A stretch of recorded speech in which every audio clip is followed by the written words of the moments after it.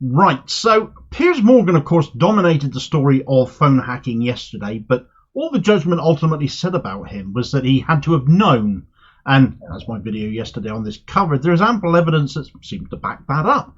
But it's another hack, frankly. I shun the term journalist in this instance because another name that came up has become so intrinsically linked to Keir Starmer's Labour, the guy that Starmer's bunch of right-wingers love to leak information to, who was also mentioned in the High Court judgment on Mirror Group newspapers, mentioned some 50 times in fact, not far off the number of mentions of Morgan, a guy seemingly so up to his neck in phone hacking that he got referred to in the judgment as the phone hacking Dauphin that I want to talk about in this video.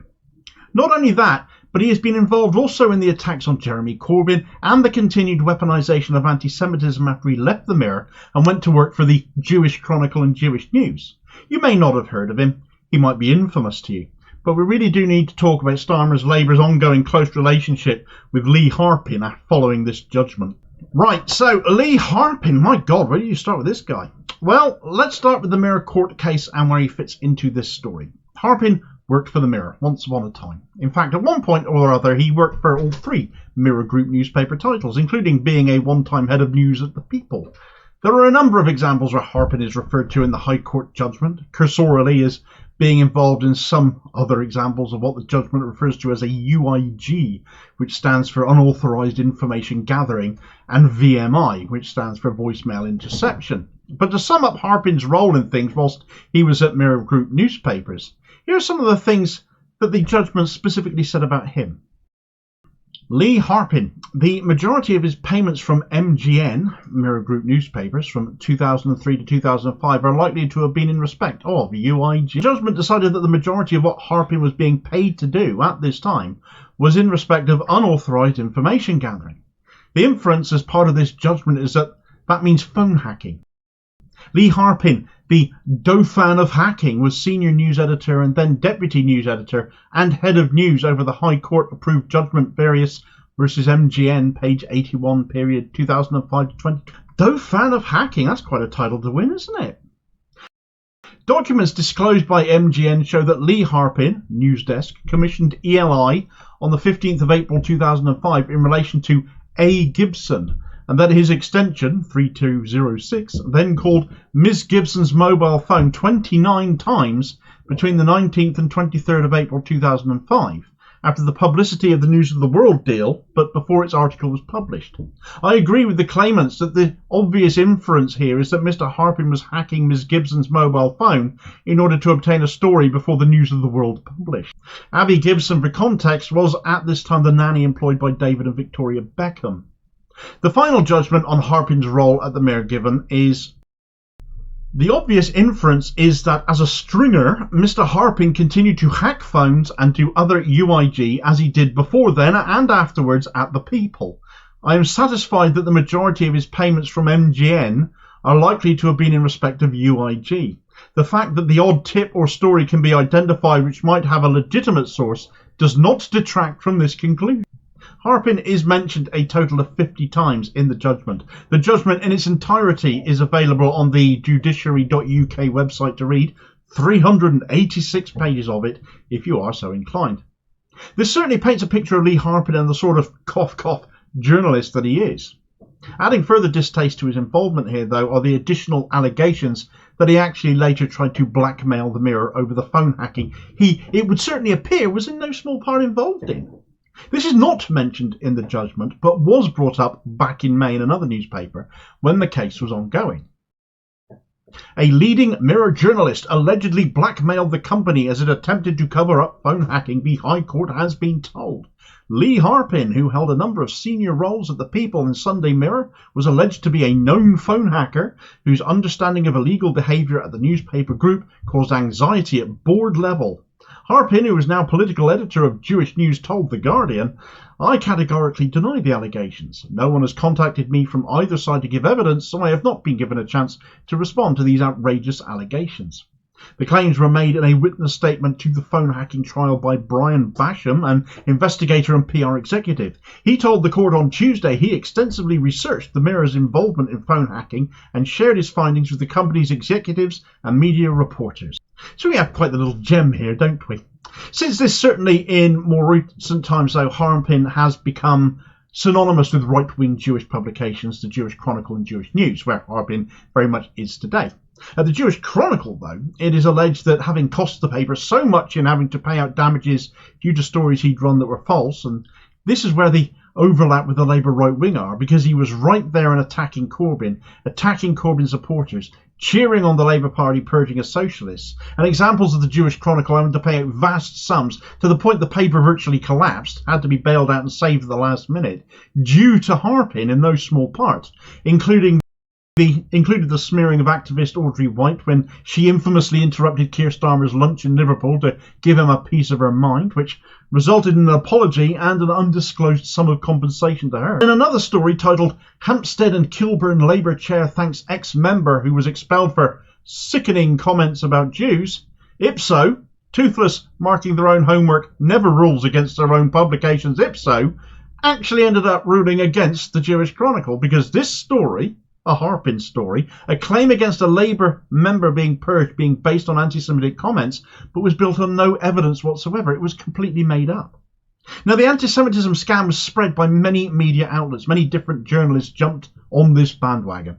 But here we're seeing a couple of examples where Harpin particularly is linked to the Labour right and pushing stories to benefit what Starmer and co were doing, still are doing, and it's far from the only time the close relationship between the Labour Party as it is now and Lee Harpin has come up in discussion.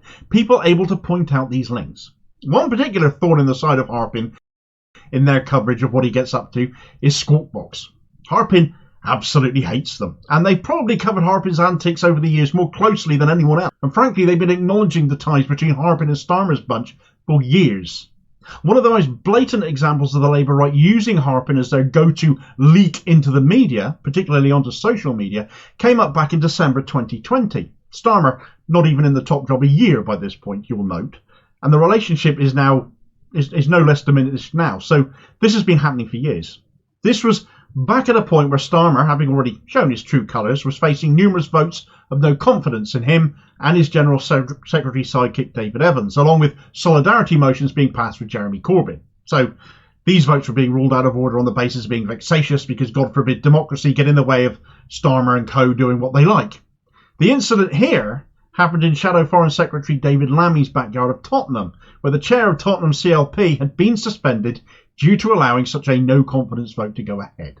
Harpin had this information leaked to him before the Tottenham chair had been informed of his own suspension. The chair was not told until after 6:30 p.m. of his suspension on the 3rd of December 2020.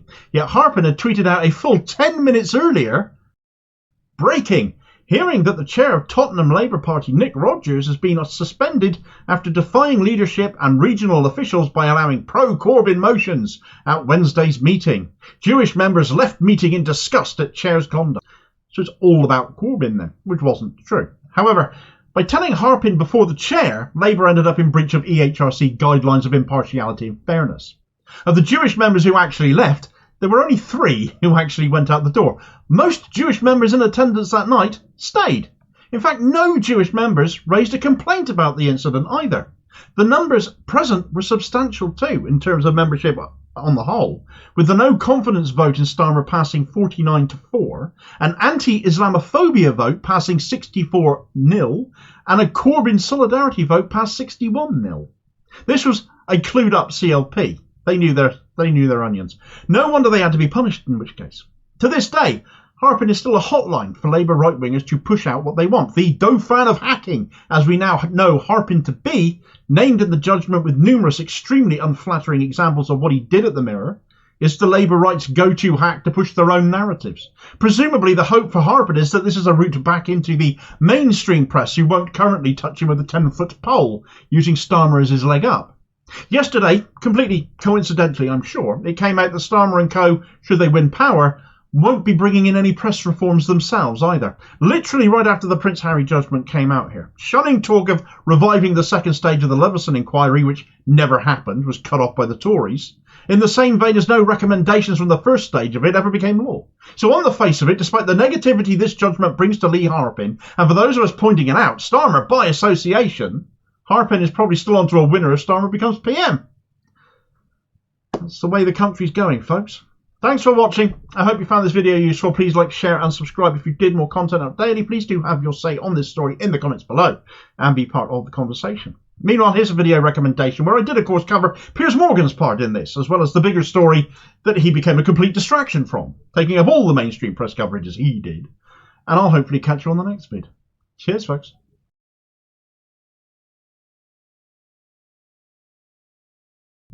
Right, so to demonstrate just how lacking in the ability to lead Labour leader Keir Starmer is, the useless man has just allowed the brand new unelected life peer and equally unelected Foreign Secretary David Cameron to completely outflank him on the matter of a ceasefire. Cameron is not called without good reason the most pro-Israel British PM ever, but even he, for all the vast faults and awfulness he is responsible for as a former Prime Minister, and a Tory one at that, can see the need for an actual sustainable ceasefire, not a pathetic humanitarian pause where you let a bit of aid in before the shooting begins again. Now you can argue Sunak hadn't arrived at this position either, which is a fair point, but when Starmer has made a point of copying the Tory position on so many things, not least this, the ongoing atrocities in Gaza at Israel's hands, a position whereby Sunak and so Starmer as well have allowed the US and the Biden administration to effectively dictate our foreign policy, Cameron's swing to backing a ceasefire, some form of ceasefire, I will add, it's not quite the full-throated thing that we're really after, but it's still completely wrong-footed Labour, and they just let it happen. They are in opposition. If they were an actual effective opposition, that shouldn't be possible. It should be their comfort zone to take apart the government for what they're doing. But so much on the same page have both parties been over Israel and Gaza, that the governing Tory party has managed to totally outdo Labour and made them look like absolute mugs for it. Keir Starmer has been shown to have zero leadership qualities when all he does is follow the establishment line like a good little sheep, and has been shown up to have less moral fibre than a Tory, less even than the architect of austerity David Cameron. That is tragic. Right, so Keir Starmer has been made a complete mug-off by David Cameron. It's not even like Cameron had to try very hard. He just had to attempt a half-passable attempt at acting like a human being and pretending that he actually gives a damn about the plight of Gazans under Israeli attack. We know the bombing has been indiscriminate. We know Israel has deliberately targeted civilian infrastructure, from hospitals to schools. They've levelled houses. They have bombed refugee camps. They have deliberately targeted journalists, killing more of them since October 7th in Gaza than were ever killed in either of the world wars in their entireties.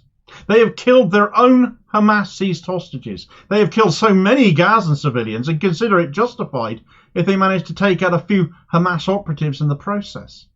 As far as the UN is concerned, Article 99 has been triggered over their actions. Resolution 377A has been triggered due to their actions and the actions of the US. It is just incredulous that they shouldn't be damned for what they have done. And yet with the UK supplying military arms and equipment manufactured here in the UK, we don't make much anymore in this country, but we can sure as hell make weapons for Israel. An opposition party worth its salt would be having a field day laying Tory support for this bare, flaying them politically alive. But instead, being led by a red Tory like Keir Starmer, it's been a case of who can grovel to Netanyahu harder, him or Sunak. You got Sunak going out to Israel telling Netanyahu he hopes he wins, and you got Starmer using Tony Blair and his connections in the Middle East to build connections with Netanyahu and his party. It's just a sick joke. Never did I think, though, that the impasse here would seemingly be broken by the Tories. I say broken, let's call it put a bit of a crack into it. But that is apparently what has happened, though, as I said, as I'm getting at, it just doesn't go far enough. Where Starmer, though, is still sticking to ridiculous humanitarian pauses, David Cameron has gone ahead and written a joint article with the German Foreign Secretary, his German counterpart, Annalena Baerbock, calling for what both are calling a sustainable ceasefire. Now, this falls well short of calling for an immediate ceasefire or a permanent ceasefire. as is actually needed, but does go further than humanitarian pauses. What this basically amounts to is a demand that Israel stop breaking international law and let aid in properly and meaningfully, telling Israel they are killing too many civilians in their actions and that's got to stop, and that a two-state solution must be the way forward in spite of comments by the UK ambassador Zippy Hotovelli, still not expelled as she should have been, saying that the two-state solution is an obsession and is functionally dead. Now, where Cameron and Germany remain on Israel's side in this is not that surprising, really, given that Germany's acquiescence to Israel in this matter, desperately, seemingly to do so, as they still apparently seek to, well, it only comes across to the rest of the world as still trying to make up in some way, in some regard, for their nation's role in World War II and their historic treatment of Jewish people, though I personally have a bit of a sins of the father mentality with this and don't see why today's Germans need apologise for the actions of previous generations. Remember what happened? Yes. Never forget. Absolutely. But they shouldn't be burdened with the blame of it still. Nonetheless, Germany appears set on making believing in Israel's right to exist a citizenship requirement of theirs before long. At any rate, between Cameron and Germany, they maintain that Israel has a right to defend itself, which it is not doing when it is attacking people in Gaza. When Gaza is not their territory, it is occupied territory by them. They claim only Hamas are the extremists who want a permanent cycle of violence, despite the fact Gaza has been under consistent assault since October 7th by Israel, and that they're the only attack by Hamas in all of that time, and now they are defending themselves, and far too many innocent Palestinians have been caught up in that. 1%, 1 full percent of the population of Gaza is dead now. That's the equivalent in the UK of 670,000 people killed in 7 weeks. Can you imagine what that would look or feel like? It's roughly the entire population of Oxfordshire. You'd be wanting it to stop, wouldn't you? You'd be calling this out. You'd be screaming up the walls. Why is nobody doing anything? Why are we being killed? Well, instead, those doing the killing would be telling the world, the rest of the world, well, we are only defending ourselves. Cameron wants all hostages released still held by Hamas. Israel haven't hopefully already killed themselves, of course. 130 of them apparently still held by Hamas. Nothing at all said about all those hostages that Israel are holding, that they've still been taking from the West Bank where Hamas isn't present, even as Hamas have been releasing hostages. It also ignores the fact that the week-long ceasefire we had last month was broken repeatedly by Israel, not by Hamas. And yet Cameron and his German counterpart claim it is Hamas who can't be trusted. It might be a shift in position by the Tories. It doesn't go anywhere like far enough. And yet still, it goes way further than Keir Starmer has. Though it remains to be seen if this article that Cameron has penned in the Murdoch Times, behind a paywall of course, all very typically aimed at the Tories, Tory stuff. And Cameron is an expert at this. His background is in PR. He knows how to present to the media. He knows how to target his audience. He knows how to get the media saying what he wants. Still sees a shift away from that of Team Keith. He might not waver, Starmer. He might be more keen to ensure Israel see him as being more on their side than the Tories, and he may stick to his guns. Starmer is, after all, far more beholden to Israeli ties and Israeli interests than the Tories are. He arguably has less wiggle room. He owes everything, everywhere that he is today, to the lobby, for example. Alternatively, he might, as we speak, be stood outside with his finger in the air to find out which way the wind is blowing, as he usually does with everything else, before finally deciding what his position on all of this will be today. What both Labour continue to fail to see, and what Cameron and the Tories are still failing to acknowledge, is that this isn't some kind of Hamas versus Israel war. It is a genocide of Palestinians being committed by Israel, and they are both playing politics with it, jockeying for votes and advantage by trying to make out like they are doing something about Israel. They're doing a bit more about it than their opposition are, whilst actually backing them as much as they can and criticising them as little as they possibly can get away with. Meanwhile, of course, more people keep dying every day. That is functionally what this is all over. Both parties make me absolutely sick. I don't really care if one has a desire to try and make me or anyone else of a similar mind as me more or less sick than the other party, when both are ultimately having the same nauseous effect on me. Neither of these parties is prepared to do or say what most UK people, I would like to think, want, which is a permanent ceasefire and a two-state solution, and Israel to get its backside out of these occupied territories. Israel need their backsides sanctioning into the floor right now to get there, but none of our useless leaders will go far enough to say that. They only care if they're saying slightly more than their political rivals, and that solves absolutely nothing. Thanks for watching. I hope you found this video useful. Please like, share and subscribe if you did. More content out daily. Please do have your say on this story in the comments below and be part of the conversation. Meanwhile, here's a video recommendation where that resolution 377A was passed the other day, the Unifying for Peace Protocol at the UN, and Israel absolutely lost its mind over that. And I'll hopefully catch you on the next vid. Cheers, folks.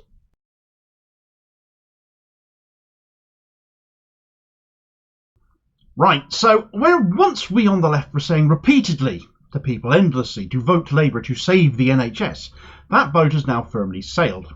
After 13 years of the Tories vandalising the service, underfunding it and privatising the profitable bits where the NHS used to make some money themselves out of it, selling them off, putting them out to tender to the highest bidder so those profits ended up in the pockets of the already wealthy, Labour now won't put that into reverse because apparently we can't afford it.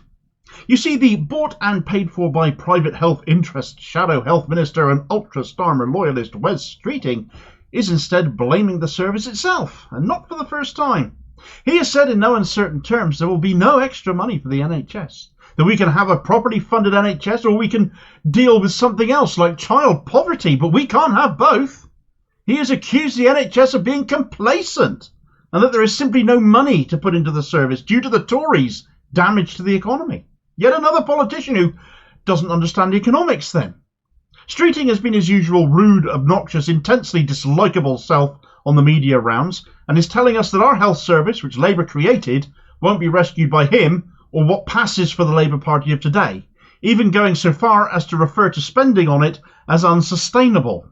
Will it actually end up being the Labour Party that ends up destroying the NHS, in which case? Right, so Wes Streeting, as regular viewers of this channel will know, is right up there in the Damo thinks there are wrong and stakes, and is in no small part that due to the man's dislikable nature, his craven loyalty to Keir Starmer, as awful as he is, and just the fact he's a whopping great red Tory.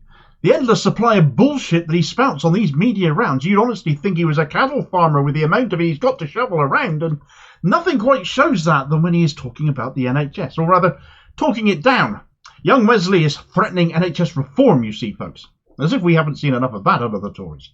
It has been reformed into a shadow of its former self. Bits and pieces sold off, leaving just the less profitable bits. The emergency medicine, the NHS we all need in an emergency, as the underfunded, uncared for part. Streeting is saying that reform is needed because spending has become unsustainable. It's not the NHS itself that is unsustainable, though, of course. It is the profiteering out of all the stuff that got sold off that is unsustainable. So what has Wesley said then, Damo? Well, he was doing the media rounds this Sunday, so let's start with his turn on LBC. He said that he felt there was complacency in the NHS, and that for many people they think that the service just needs more money. This is his anxiety about it, apparently. He's anxious about the NHS needing more money. And we're all anxious about the NHS not getting more money, aren't we? Well, the NHS does need more money. We all know that. We know the service is being underfunded. And we also know that this is an intentional thing. You know, just think about the inflation we've seen in the economy since the pandemic. The pandemic where our health workers were called heroes, remember? Banging on our pots and pans, clapping for them on our doorsteps whilst they saved our lives. And the Tories spent billions not on the service but in dodgy PPE rackets instead. The millions the likes of Michelle, don't hate me, I'm really the victim here, moan got away with. With inflation having passed 10% at one point and higher, and many of us needing help with energy bills, the NHS average year-on-year funding increase since 2010, which means before and throughout that time, was an average of just a pathetic 1.4%, down from an average of 3.7%, which is also ridiculously low. So way, way behind the rate of inflation, which of course is the rate at which prices of stuff increases. Inflation fell, but that only means prices are rising more slowly. Therefore, the NHS still needs more money, just like everything else. So Streeting saying the NHS is complacent and throwing money at it in and of itself isn't the answer is also insultingly simplistic and treating us all for fools. Money is needed to invest in the next generation of health workers. If you invest it wisely in the NHS, you will get a bigger return. So many of whom we've lost, staff-wise, thanks to burnout and also Brexit, when so many foreign health workers went home, remember. And the NHS has always relied on foreign workers, always, ever since it was created. We never, ever have trained enough in this country, and that is still the case. Labour saying they will do it now. Well, how without the investment? Growth? This mysterious, nebulous growth you're going to get without investment? Come off it. You have to be daft to believe that. The financial incentives to go into health work are equally not there either, with wages depressed, meaning a recruitment crisis is also present. Too few nurses, too few midwives, too few doctors, too few paramedics coming into the service or being retained. Again, we can point to the Tories here, choosing to inflict minimum staffing levels which were already in place in the health service anyway, impacting their ability to strike though. That was the whole purpose of them. All of this stuff is stuff Streeting could be calling out. Instead, he's agreeing with what the Tories are saying on the NHS. He's just blaming the NHS for it, before then arriving at the same conclusion, which, when this should be his brief, when this is his brief, and he should be fighting for that funding, he's already getting his excuses in before Labour even get elected into government. Sure, he's blaming the Tories, but he's blaming them for trashing the economy as the reason he won't fight for investment in the NHS, that there is no money for it. In regards to not being able to give the NHS more money, he said there are two reasons for that, or two theories, as he put it to Matthew Wright on LBC. He said, one is that the Conservatives have crashed the public finances so that I can't promise that if we come in there will be loads more cash to splash around. Secondly, NHS spending as a proportion of day-to-day government spending is now over 40%, about 42%. I don't think that percentage can go much higher without the NHS looking unsustainable. This is Starmer's Labour to a T though. Blame the Tories and then change nothing. Just carry on with what they were doing anyway that you're blaming them for.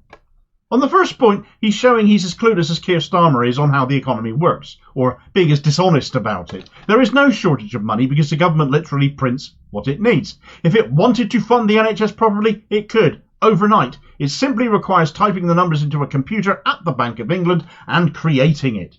To avoid runaway inflation, you implement a brake on that inflation at the same time. That is what we call taxation.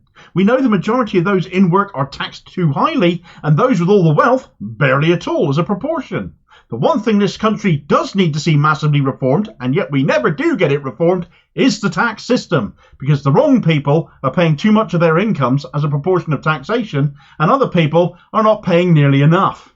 If you tax the right people, you can spend the money. Now, the Tories hate that sort of ideology, this tax and spend thinking. They think it bizarre and unworkable, but that is only because they desperately want you to compare the national finances to how your own household budget works, and they are not the same. You cannot print money. You would be arrested for that. That isn't true of the government, though. So the money is always there, first and foremost. They can simply create it. On Streeting's second point, the proportion of day-to-day spending on the NHS at 40 to 42% not being sustainable. Well, why is it not sustainable? What else do you want to spend this money on? Oh, that's right. You all want to bring austerity back, don't you? You want to slash spending across the board. Carry on shrinking the state like good little Tories. Nothing like Labour. The lack of investment in the NHS is crippling it, though, and Streeting is basically saying he'd carry on with it, and he's defending the fact he would carry on with it. We have 130,000 vacancies in the NHS. If you don't invest, you can't recruit and you can't retain. It is government investment, government putting money in that does that. Not taxes, not taxpayers' money, of which there's no such thing. Government will, and you aren't willing if you get into power. Let's not forget, though, that every time Streeting gets pulled up on this, he then extols the virtues of the NHS and how they saved his life when he had cancer. A pity he won't return the favour in which case, but then this is what Tories do. I've never forgotten how David Cameron used to use his own disabled son as a reason to say he wasn't going after the disabled. But we all know austerity killed thousands of disabled and long-term sick people. It's a simple matter of fact now. On funding, however, Streeting went even further over on the BBC with Laura Koonsberg, because apparently every penny extra that goes into the NHS is at the expense of other worthy causes. Again, implying the government is unable to produce the money when it wants to, which is a lie. He said, every penny that we put into the NHS comes at the expense of other worthy causes, whether child poverty reductions, spending in schools, crime and policing, or putting money back into the pockets of hard-pressed families. Every penny put in, not penny extra. Note the wording he used. Again, it has to be said, this is his future brief if he gets into government, his future department. And instead of fighting for more funding, he seems to be fighting to fund every other department instead of his own. Worse, he made the implication that you can have a well-funded NHS or kids in poverty. We can't fix both of them. That will cost too much. Well, yes, you damn well can, if you choose to. It's always political will. And you're telling the entire country you haven't got any. All it says to me is that Starmer's lot, not that this is going to be news to anyone following the rancid man's politics, are not prepared to do what must be done and invest to get this country back on its feet and undo the harm to people's lives that the Tories have been causing for the last 13 years. It is the height of economic idiocy to not invest in the health of the nation when it ultimately leads to us all being less prepared for the next pandemic, more people becoming ill and being off work for longer, waiting on treatment or operations and the like. The backlog goes on, all of it having an economic knock-on effect. If you fix the NHS, you get an economic return. This is established fact. It really is that simple. For every £1 invested in the NHS, the Exchequer gets roughly £4 back in return. It's economic and clinical idiocy to not invest in the NHS, and Streeting is going to make every excuse going to say Labour can't or won't do it. So what exactly is the point of voting for them if you value the NHS? Thanks for watching. I hope you found this video useful. Please like, share and subscribe if you did. More content out daily. Please do have your say on this story in the comments below and be part of the conversation. Meanwhile, here's a video recommendation where even kids are onto Streeting as they boycotted a visit by him to a school in his own constituency recently. So what excuse do you have then for not boycotting him with your vote? And I'll hopefully catch you on the next vid. Cheers, folks.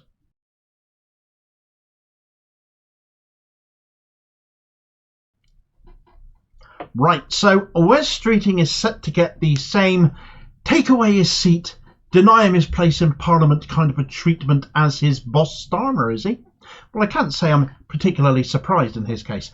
But you might have heard about an organisation going on in Keir Starmer's seat of Holborn and St Pancras, the OKISA organisation, who are working in order to stand an independent candidate against him in order to force him out of Parliament, deny him his path to number 10 at the next general election, and in doing so set the Labour Party on a different path than the Blairite return to Tory lightism that it is currently on, hopefully at any rate. And the reasons for this are, of course, numerous. You've only got to look at what Starmer has done, from the policies to the purging to his ceasefire position on Gaza.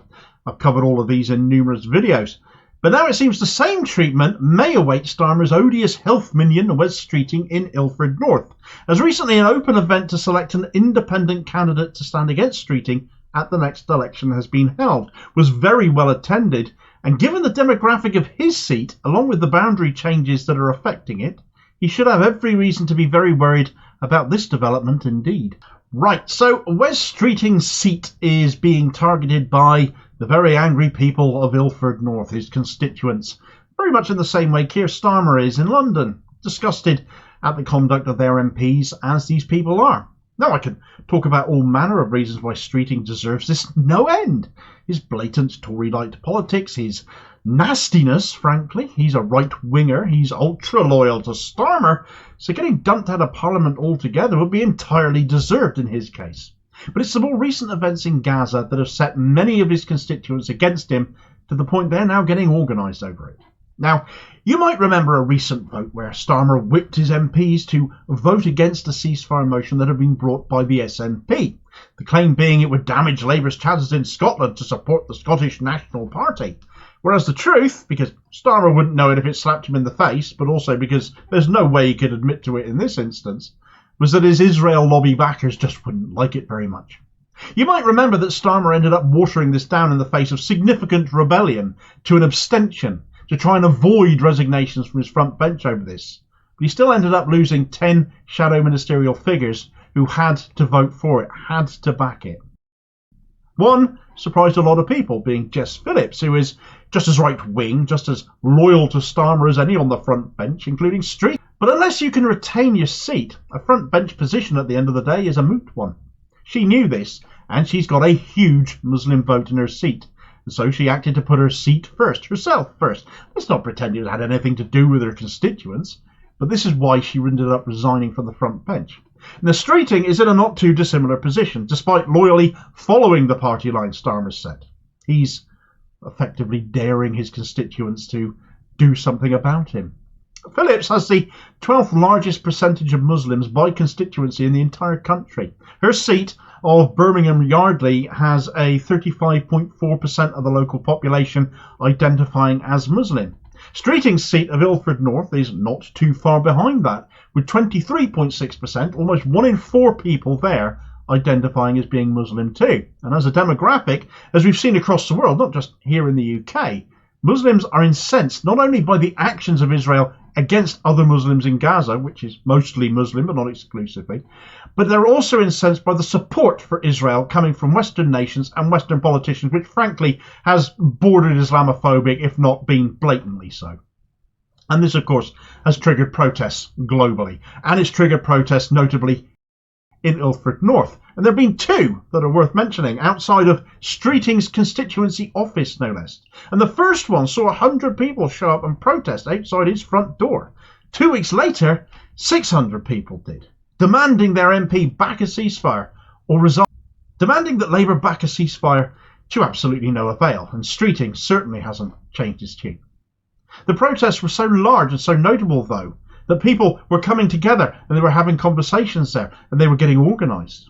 Alternative media also happened to cover it, so notable was it here, including myself, but also others such as Squawk Box and the Andrew Marr Show, and the Islam Channel sent a reporter to the scene as well at the time of the second protest. A 2-minute silence was held at that point for those that had died, some 16,000 people by 18th of November as it was, which of course has now risen to 24,000 people, 10,000 of whom are children. So now people are organising against Streeting, and this is being spearheaded by the Redbridge Community Action Group, or RCAG, who were involved in organising the second bigger protest outside of Streeting's constituency office, highlighting to more people what Streeting was saying and doing on Gaza and Israel, or not, along with the Palestine Solidarity Campaign and other ex-Labour members and trade unions involved as well. And this began with an event on the 8th of December at the Belgrave Community Centre in Ilford North, where more than 100 people attended, with speeches and talks about why they were there, why Streeting has to go, and opening applications for a parliamentary candidate to stand against Wes Streeting at the next general election. Applications for that, incidentally, are still open, but only until this coming Thursday, the 21st of December. So if you think this is something that would interest you, do get in touch with Redbridge Community Action Group ASAP. There were, in response to RCAG posting about this, numerous positive comments on social media to this news. Former Labour and Muslim activist Salma Ahmed said, "Get organising. Wes is a fraud and a liar in the pockets of private healthcare and pockets of Israeli lobby. Well done, Redbridge. Get him out and never forget, never forgive." Andy Walker was a speaker at this event at Belgrave Community Centre, and he said, "I was honoured to be speaking at the meeting and mentioned I was part of a trade union group campaigning against a PFI school in 1998. Labour did not represent members back then, and it does not today when it does not back calls for a ceasefire in Gaza." Property Manager UK, a London-based property manager, he stepped in and said, "We've had no positive dealings with Wes. Seems to be inefficient and out of touch with his constituency. We've emailed him on several occasions regarding privacy concerns, the little Geary's estate, and nothing. The sooner this self-serving individual is voted out, the better." All very much seems to speak for itself, doesn't it? This is a guy who is a careerist, doesn't really do the day job of representing constituents, and boy has he got an awful lot of upset constituents with him right now. However, some very minor boundary changes coming in could have a very big impact, and not in Streeting's favour. You see, the Muslim population of Ilford North, as it is, might be about to increase further, hurting his re-election chances, and the knock-on effect that might well have with his very, very pro-Israel narratives. Ilford North in and of itself wouldn't need to change, as it already meets boundary requirements. However, some jigging around has been required to make sure that Ilford South meets the new population requirements, which is why the boundary changes are taking place. In order to do that, 2 wards that previously formed part of Ilford South are going to be added to Ilford North. And this is bad news for Streeting, because Ilford South has got an absolutely humongous Muslim population. In fact, by constituency, it has the 6th largest Muslim population in the country, and it is actually the most Muslim constituency in the whole Greater London area, with 43.7%, more than 2 in every 5 people identifying as Muslim. In addition to all of this, though, and in order to put together a more rounded opposition to Streeting, his private healthcare leanings are going to form the basis of the next plan of action, with the legendary NHS activist and director of the great NHS heist, even, Dr. Bob Gill, apparently getting involved now. Redbridge are bullish about winning this. They really do fancy their chances here. Streeting has made himself incredibly unpopular locally. Really, really unpopular. His majority is only a little over 5,000 as well, so a concerted, determined and organised force to take him down could quite conceivably do so. And I doubt there will be any shortage of former Labour members who would be happy to go out and campaign for a candidate, a good candidate, to see one of Starmer's most painfully loyal people fall at the next election, especially if it's a decent, determined independent who gets to be the person to do it. And equally, another determined independent can do the same to Keir Starmer, as I mentioned earlier. And if you want to know all about that, you need to watch this video here. And I'll hopefully catch you on the next vid. Cheers, folks.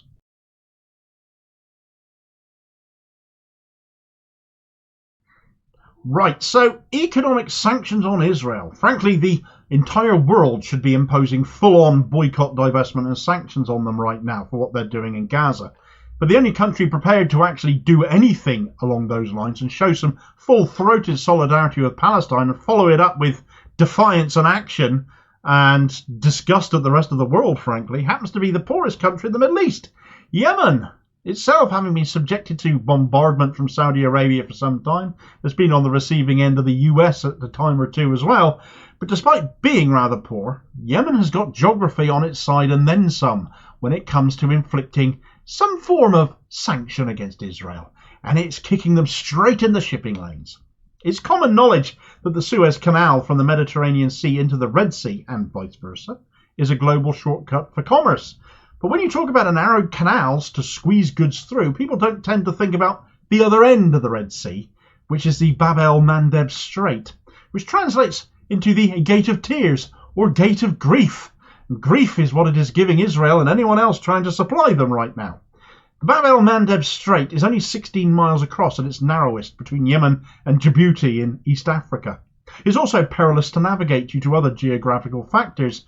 Therefore, anything passing through the strait, heading north towards Israel, perhaps, can easily be reached by missiles fired by the Houthis in Yemen. An economic blockade, in effect, of anyone trying to take stuff from or to Israel. But as fine as economic sanctions might be, when it comes to Israel, you see, the rest of the world seems to have a very big problem with that.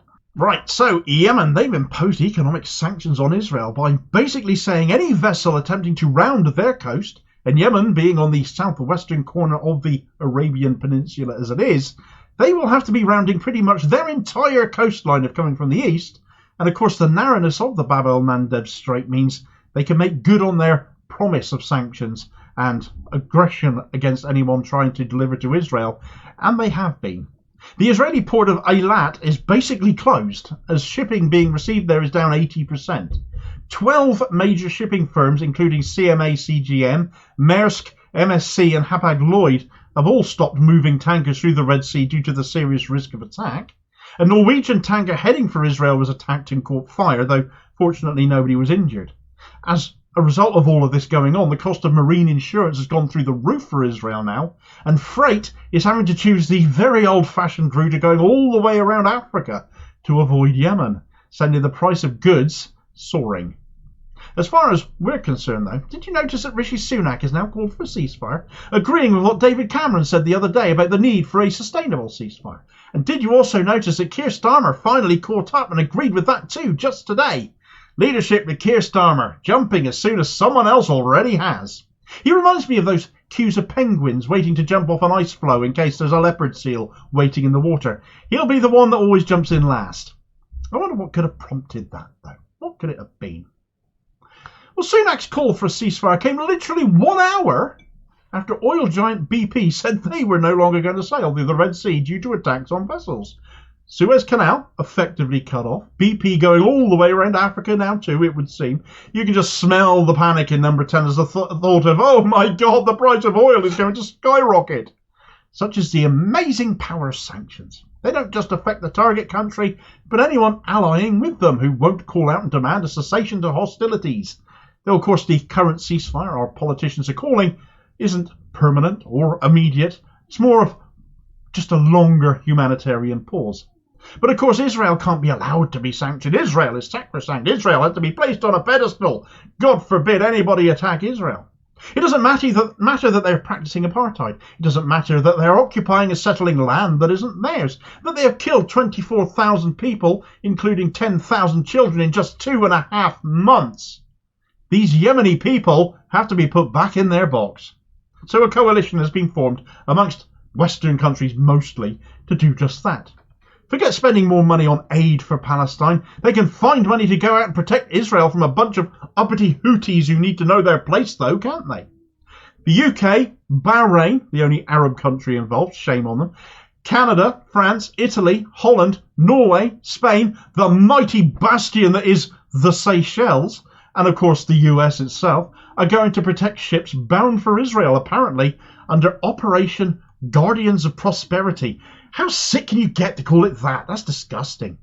What was notable, though, is that despite Saudi Arabia having had years-long beef with Yemen, they refused to be a part of this. Well, Yemen have come back on this news, of course. Right now, the US Eisenhower, US aircraft carrier, is 70 miles off the Djibouti coast, looking to try and get up through the bab-el-mandeb Strait. But thanks to the narrowness and difficulty of travelling through the strait at the moment, Houthis from Yemen are managing to hold up a US aircraft carrier where it is with nothing more than 4 speedboats. Any escalation by this so-called Operation Guardians of Prosperity will be returned by them. But at the end of the day, all Yemen are demanding is that Israel stop bombing Gaza. Instead of working towards a diplomatic solution to do just that, though, the US, yet again, with our help and that of others, have decided military action against those standing by Palestine is the justifiable response. It is not. It is twisted, it is sick, it is barbaric, and we condemn it, and I despise anybody supporting that.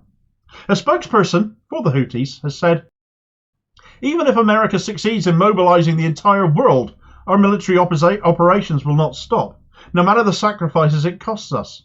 The Houthis will only halt their attacks if Israel's crimes in Gaza stop and food, medicines and fuels are allowed to reach its besieged population. There is no arguing with that rationale.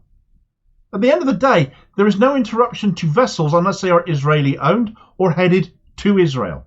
It is Israel being blockaded by Yemen. If the US and the mad fools that are following them want to turn that narrow strait into a war zone, then nobody can use it. It is economic idiocy as well as military idiocy. 12% of all global trade passes through the Red Sea. There will be huge, massive knock-on effects to this. The West is bemoaning the economic risk to oil transportation. Oh, won't you think of the bloody inflation? Because everything still revolves around oil. But rather than take a common sense approach towards backing a meaningful, permanent ceasefire by forcing Israel's hands to down tools to stop bombing and killing indiscriminately, which even the US has admitted that's what they're doing, especially when it is becoming harder to defend them. Netanyahu has now been bragging about having been the block to a two-state solution for the last 30 years. That Israel have never meant it, despite all the conversations on that. That they've taken the entire world for fools, and yet the entire world, it seems, is still hell-bent on protecting them and standing by them. Something that should on its own make defending Israel impossible for any nation going forwards. They are stirring up an economic hornet's nest that the British public won't forgive them for feeling the repercussions of again so soon after having been shafted by the energy companies due to inflation. This incident, the economic impact of this, could send inflation up again. But watch Sunak blame Yemen or blame Hamas for energy bills rises next time.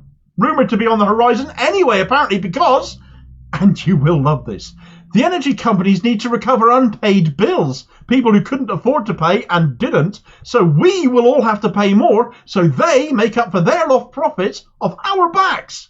Isn't that a nice little Christmas present from Rishi Sunak? All of this, if it comes to pass, will all be because our leaders, the leaders of those countries involved in attacking Yemen for daring to stand up for Palestine, because they preferred that option than to make Israel adhere to international law, stop bombing occupied territory and stop killing civilians in their tens of thousands. They hide behind the fact Hamas are holding 130 Israeli hostages still, yet nothing ever gets said about the fact Israel holds 7,000 Palestinian hostages, has rendered almost every hospital in Gaza defunct, has still been taking more hostages from the West Bank, which isn't even involved, has targeted refugee camps and killed almost 100 journalists.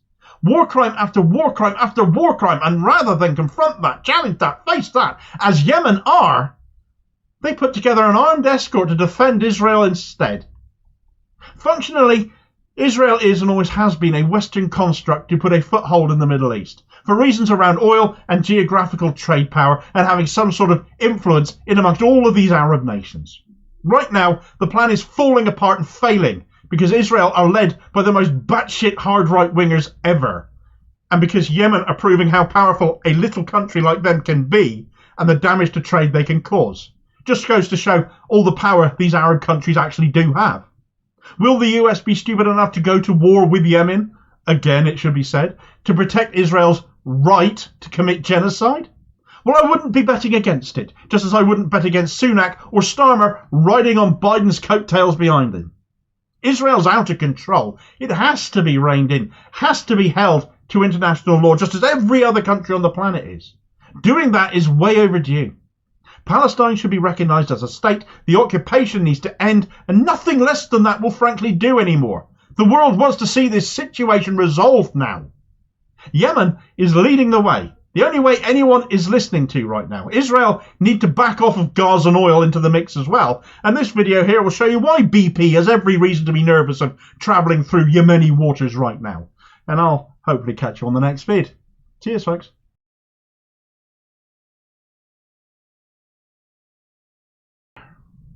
Right, so the two-state solution, the decades-long plan that the West has wanted to see in Israel and Palestine has, by this most right-wing of Israeli governments ever, finally poured the scorn on it. The decades of inaction on this idea that a lot of us have already surmised that Israel really had towards it.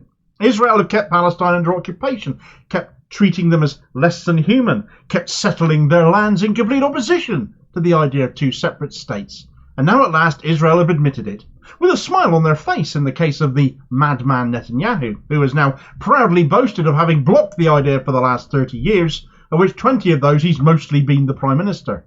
A blatant admission of Islamophobia as that can only be construed.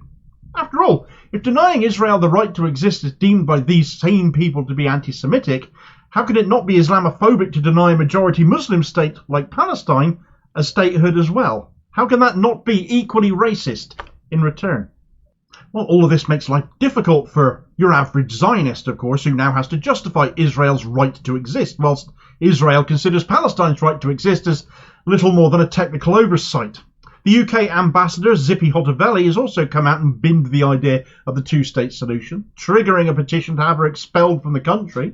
The UK official position still wishing to see that two-state solution. But with Keir Starmer, that Zionist without qualification, keeping his head down on the matter, unable to comment until someone else does first, shamelessly unable to lead as he is, the Labour Muslim Network is not accepting that, and has penned a letter to Starmer making very clear what they, as a Labour affiliate body, expect from him now on this matter, starting with some actual leadership for once. Right, so the Labour Muslim Network have been critical. They've been a very critical body of Keir Starmer for some time, and it's not like he doesn't give them justifiable excuses for that. Just this year, they demanded Keir Starmer deal with the blue Tory, who defected to Starmer's red Tories, Christian Wakeford. Welcomed with open arms he was, because the broad church is the Labour Party. So welcome home for ex-Tories, just not for socialists, who they like to treat like scum, of course, we know that. Well, Wakeford was pictured with Gene Simmons of Kiss earlier this year, despite Islamophobic comments having historically been made by that musician. Now, the Labour Muslim Network wrote to both Wakeford and Starmer about that, and were ignored. Would have been a rotten lefty, though, eh? Another example was Starmer's advocation of war crimes to be committed by Israel against Palestine, of course, including the withdrawal of food, water and power, saying Israel had the right to do that. He can pretend he never did say that. It was caught on film. We all heard it with our own ears. We know he said it. Various Muslim councillors resigned from the Labour Party at that point, and the Labour Muslim Network again demanded a retraction and an apology from Starmer, and, well, they're still waiting.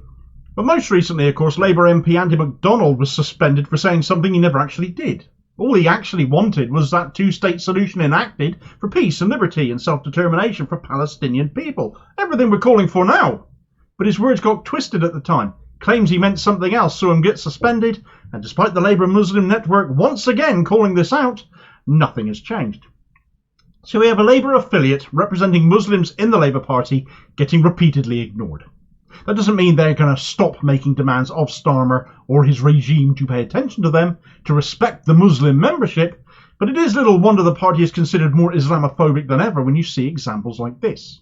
But once more, they have called Starmer out to act, and this time it is in response to the despicable comments made on Sky News last weekend by the rancid right-winger Zippy Hotaveli, the UK ambassador for Israel. An ongoing embarrassment, frankly, that she still stands on British soil following these comments, where she angrily referred to the notion of the two-state solution as a media obsession after saying she doesn't believe it can be possible and doesn't believe in it. And her answer to the question, should Palestine have a state of its own, was absolutely no. Now, Netanyahu's comments that actually followed revealed that it has always been an excuse to ensure the West just backed off Israel and what they were doing and continued to ignore what they were getting up to in Gaza and the West Bank. She's also on record as having called the Nakba a lie, saying that all the land of Palestine is Israel's, again an earlier demonstration of her anti-two-state solution beliefs, and believes segregation is important so that mixed marriages cannot happen. Well, now the Labour Muslim Network have demanded Starmer call out Hotaveli, which puts him in a bit of a bind, because she's his kind of politician, the kind he's happy to be seen with and photographed with, and that does count for something. That matters. Make such a song and dance about who he won't be seen with, like Jeremy Corbyn. Just that's the first example off the top of my head. He has nothing to do with Corbyn based on false allegations of anti-Semitism, but an apparent Islamophobe like Hotaveli, there's only someone denying the right for Palestine to exist, the flip side of the coin to the existence of Israel, can be called, surely. Formerly part of a government working to deny the existence of Palestine as she was, part of Netanyahu's government, now rubbishing the thought of the two-state solution itself. The statement by the Labour Muslim Network reads, Dear Sir Keir Starmer, Israel's ambassador to the UK, Zippy Hotaveli, has made clear in the last week that Israel will never accept a Palestinian state. In a Sky News interview seen all across the country, Ms Hotaveli was asked clearly whether an independent Palestinian state could exist in the future, and she answered without equivocation, the answer is absolutely no. The right of self-determination for Palestinians and an independent Palestinian state has been a long-standing position for the Labour Party, for the United Kingdom, and for the international community. To deny the rights of Palestine to exist as an independent state is not only an extremist position, but also completely contrary to international consensus. Furthermore, denying the rights of self-determination to Palestinians and millions of Muslims is clearly Islamophobic. There is a worrying trend of senior Israeli officials and members of the government Ms Hotaveli represents making statements that are genocidal in nature towards the Palestinian people. Associating with such individuals or endorsing their views in any way is not only Islamophobic and morally reprehensible, but also poses significant risk to the Labour Party's integrity and our commitments to human rights and international law. We are therefore writing to you as leader of the Labour Party with the expectation that no further engagements be made or platforms shared by Labour representatives with the current Israeli ambassador, Zippy Hotaveli. It is clear for all to see the ambassador is no partner to peace. Any Labour representatives that shares engagements and or platforms with Ms Hotaveli would not only be legitimising her extreme positions, but could also be violating our Islamophobia code of conduct. We hope this can be communicated to all Labour MPs, councillors and elected officials. Kind regards, Labour Muslim Network. So Hotaveli is Islamophobic according to the Labour Muslim Network, and anyone sharing a platform with her will be endorsing Islamophobia due to their denial that there should ever be a Palestinian state. I agree with that completely, and it should be obvious, quite frankly. I have argued long and hard on multiple videos as to why criticising the state of Israel cannot be a racist endeavour, but given it is the Jewish state, that it is a majority Jewish state, then criticism of its right to exist ends up being anti-Semitic and called that. But saying Palestine has no right to exist itself, a majority Muslim state as that is, then that has to be racist too by exactly the same measure. All racism should be condemned equally. We know this isn't the case in Labour. Their own complaints page on their website has a bespoke complaints page for anti-Semitism, but not for any other form of racism. So we know that Starmer's Labour consider it more important. That is itself racist, surely. Having called Starmer out to address Hotaveli for her comments here and now, though, anyone from Labour seen in Hotaveli's company can justifiably be called Islamophobic by association. Do I expect Starmer to listen to the Labour Muslim Network this time? No, because he hasn't bothered before. But now we know what they've said, We can hold Labour to account for its very real racism going forwards, real racism, should anyone unwisely be seen with hotter belly, and not the nonsense that has been weaponised in the past against others just for purely political reasons. Like Andy MacDonald, as mentioned previously, for daring to take a pro-Palestine stance in Labour, and this video will tell you exactly what Starmer did to him for something he never actually said, and I will hopefully catch you on the next vid. Cheers, folks.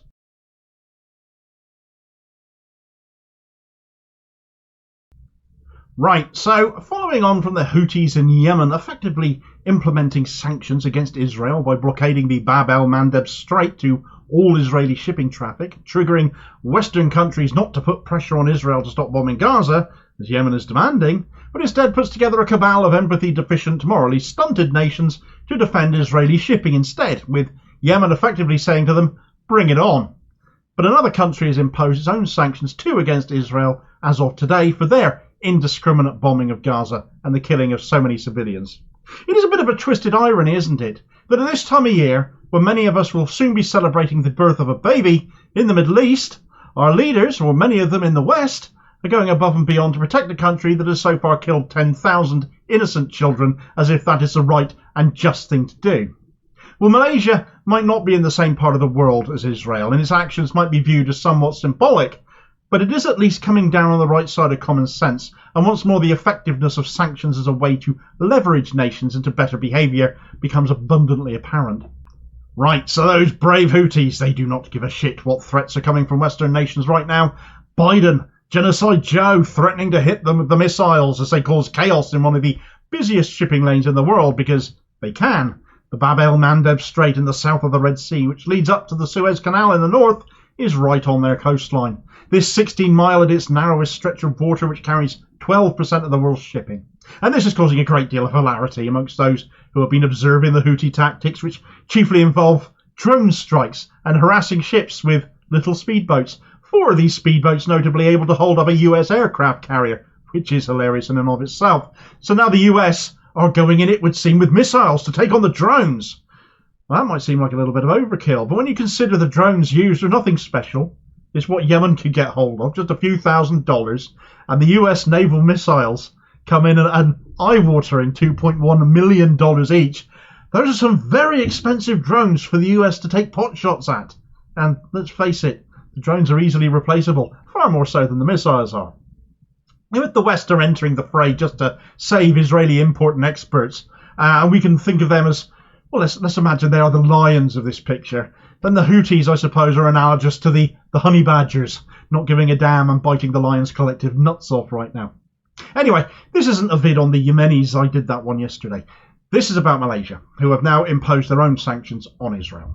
Malaysia is another Muslim-majority country, showing solidarity with another in Palestine, and Malaysia has been a vocal supporter of Palestine globally, where we in the West, unless it's a story spoken in a pro-Israel narrative, don't warrant anything like the same mention. That worm has well and truly turned in recent weeks, though. Malaysia also, notably, do not maintain diplomatic relationships with Israel, yet they do with Palestine, and has also, like much of the West, though Malaysia at least seems committed to actually seeing it happen, been a long-time supporter of a two-state solution, and have contributed millions in aid to Gaza since October 7th. Therefore, it's not completely unexpected that Malaysia do something here and again like they are. They're taking it out on Israeli shipping, though, exactly as Yemen have, because Yemen have shown the effectiveness of hindering Israeli sea trade. So Malaysia is going to do likewise by banning any ships flying an Israeli flag from any of its numerous seaports. It is blocking any ships bound for Israel from loading cargo at its ports as well, and it's also blocking all vessels owned by the Israeli-based shipping company Zim Integrated Shipping Services from anchoring in Malaysian ports. Functionally, Israel and anyone delivering to Israel is banned from Malaysia. Now, this will be most effective against trade heading west to Israel from the east. However, with alternatives available, other ports, the move is largely seen as a symbolic one, not one that will hinder Israel too much in and of itself, but it is the thought that counts. Malaysia's Prime Minister Anwar Ibrahim issued a statement earlier today saying that the ban comes into immediate effect, and he said, "These sanctions are a response to Israel's actions ignoring the basic principles of humanity and breaking the international law through continued massacres and atrocities against Palestinians." He is, of course, absolutely right. I totally associate myself with those remarks. Now, the reason all of this is so effective in hurting Israel economically is that despite having all of these land borders and connections with other countries as Israel has, they really don't get on with most of them. That's an historic thing going back to 1948, so a great deal of this nation's prosperity is thanks to sea trade with other countries further afield. One of the key reasons many think Israel is planning to take over Gaza is their plans for another canal running through Gaza to effectively steal the transport links to the Mediterranean from Egypt by having a bigger and better version of the Suez Canal. But as well and good as that idea might be, unless you can get around Yemen blockading the bab-el-mandeb Strait, your big fat spanking new canal wouldn't amount to a hill of beans.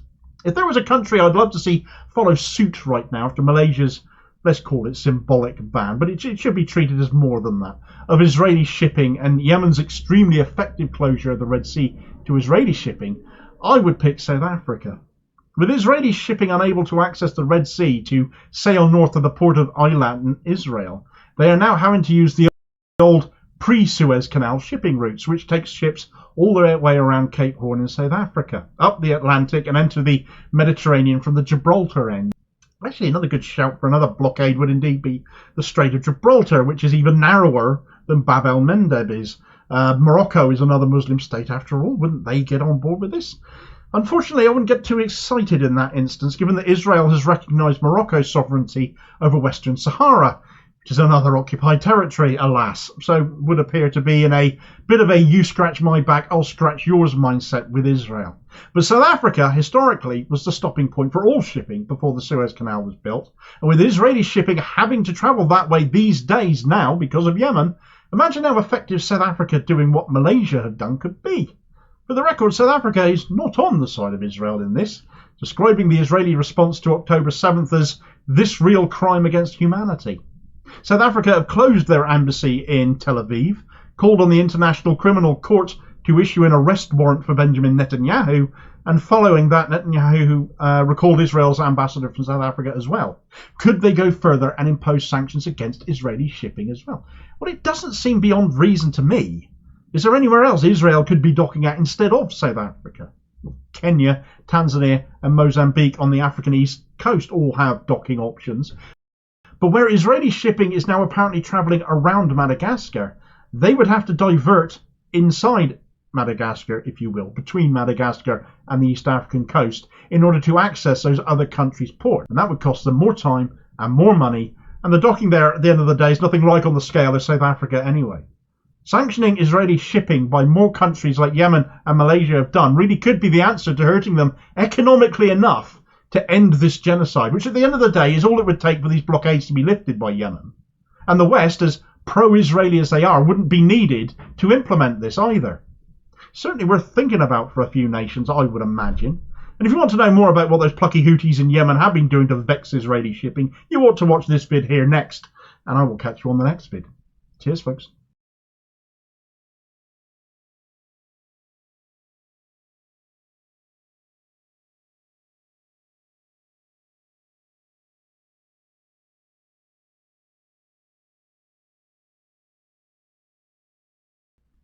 Right, so are Israel themselves in need of another ceasefire now? Why would they, as the occupying and aggressor state, want such a thing?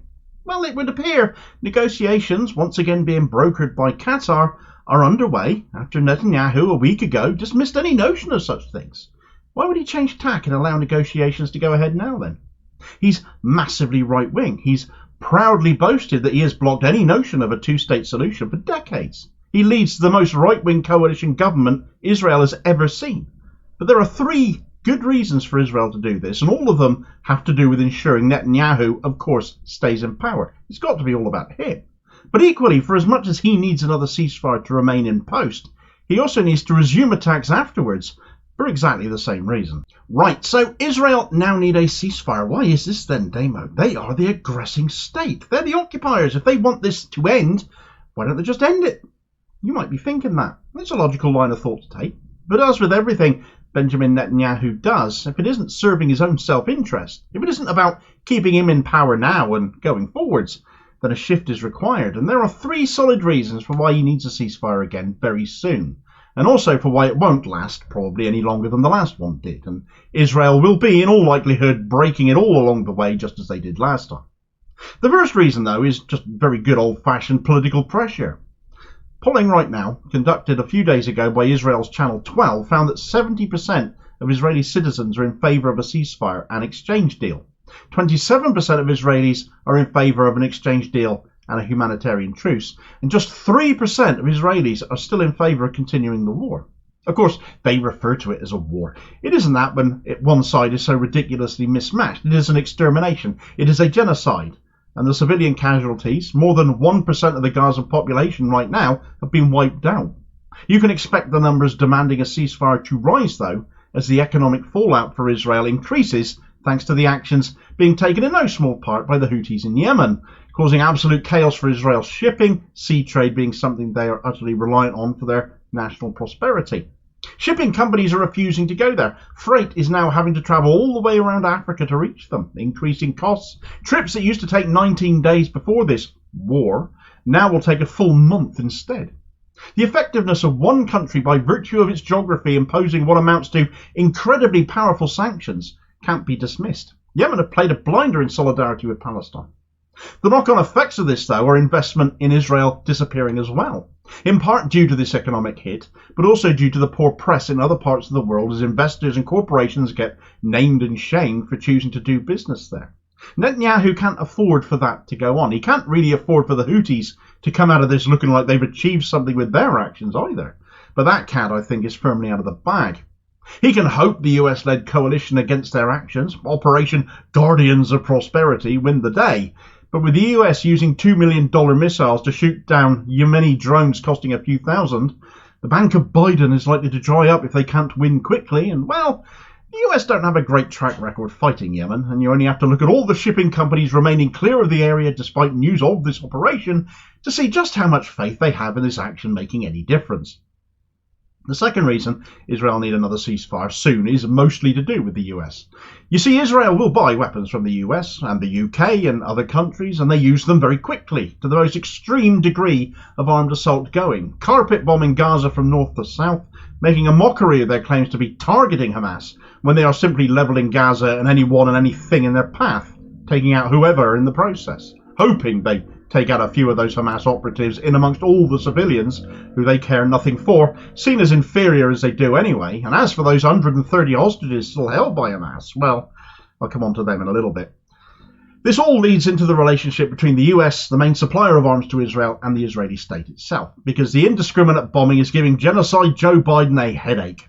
Biden's own polling is tanky, to the extent the numbers say there's every chance he could actually lose to Donald Trump come the next presidential election, should Trump be selected, and that's in the air at the moment. And the main reason for that is the US actually blocking a ceasefire and its unequivocal support for Israel. Israel is a handy landing pad for the US, though the UK giving the US permission to use a base in Cyprus right now for reasons we cannot confirm, national security and all that, but that they aren't transporting arms into Israel, I'll eat my shoe.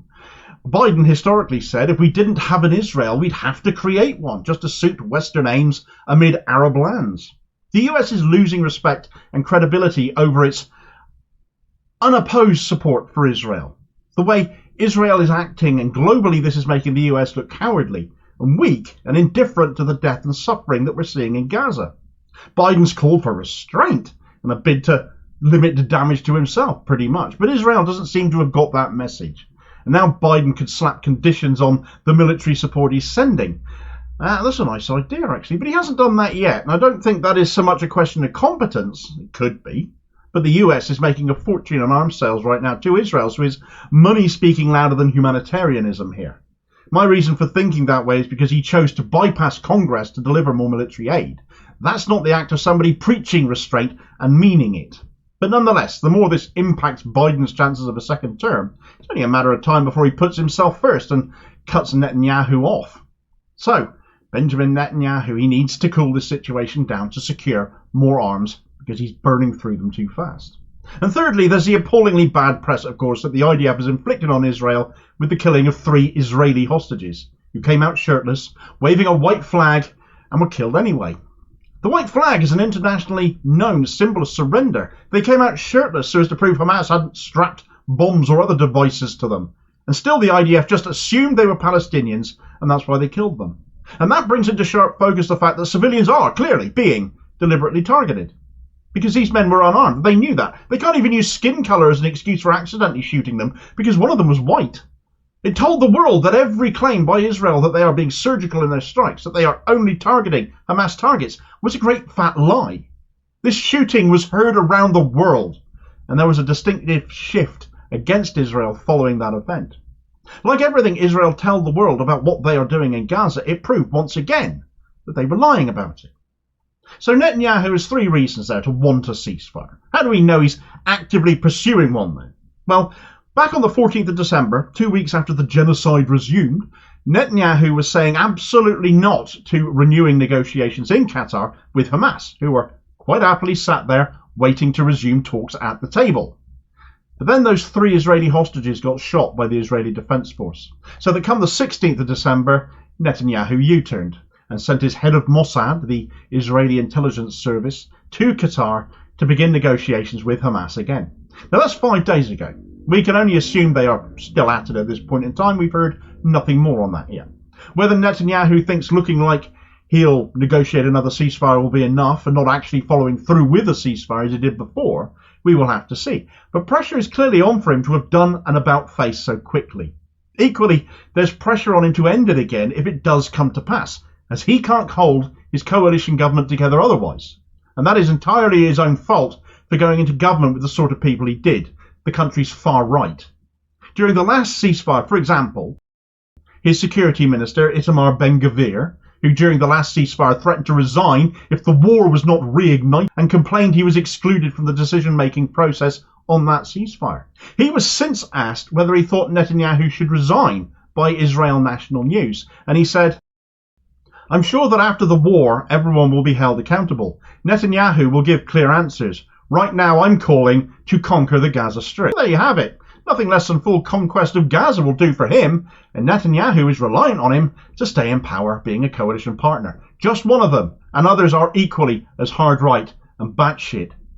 Functionally, there can be no peace, as I see it, whilst Netanyahu remains in power. Ceasefires can only ever be temporary. He may not be able to pull another off and keep his government together at all. If he goes to the polls, then he will end up being dumped out of power completely, and he can't stand the thought of that. But there are legitimate reasons why it is in Israel's interest to have ceasefires periodically, and the likes of Ben-Gvir, if they have 1 ounce of sanity in their bodies, ought to be able to see that, though that's questionable. Whether they do or not, we'll see. But whilst Netanyahu leads, this won't end. It's no longer about retaliation for a Hamas attack on October 7th, but his government, it would appear, hinges on keeping this going now it has started, and probably is one very good reason why Israel went ape when the UN demanded a ceasefire of them just prior to the shooting of those Israeli hostages, as you can learn all about in this video here, and I will hopefully catch you on the next vid. Cheers, folks.